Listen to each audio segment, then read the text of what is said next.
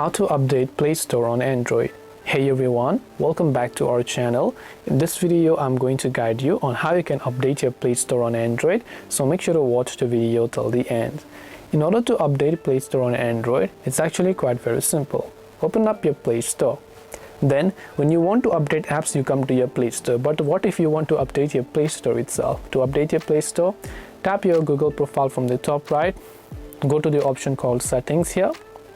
Once you go to Settings, go to the option called About from the bottom. Then under it, you can see Play Store version that says Update Play Store. So tap on Update Play Store. In my case, my Google Play Store is up to date. In your case, it might say it will update it automatically. So leave it like that and it will get automatically updated to the latest version. This way you can update your Play Store on Android. Hope this video was very helpful. If you have got any questions, feel free to leave them down below.